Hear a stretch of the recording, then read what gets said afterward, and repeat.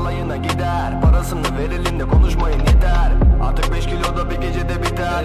Yaktık tüm olanı dayanmadı ciğer. Yok bizde hayal alayına gider. Parasını verelim de konuşmayın yeter. Artık 5 kilo da bir gecede biter. Yaktık tüm olanı dayanmadı ciğer. Düştüysen kalk gel kendine. Daha iyisi yok var farkına. Düş kırıkların olduysa bile sen makinasın makina. Düşmen gerekiyordur belki de daha yükseklerden en dibe.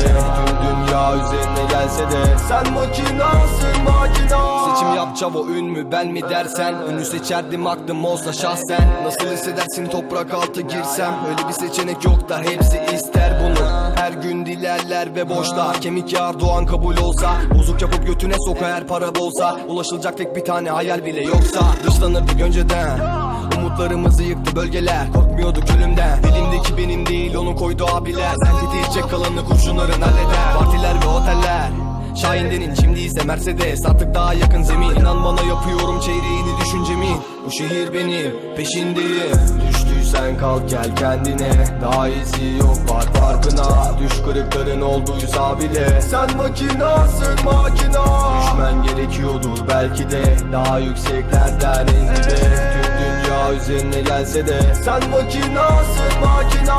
Düştüysen kalk gel kendine. Daha iyisi yok var farkına. Düş kırıkların olduysa bile sen makinasın makina.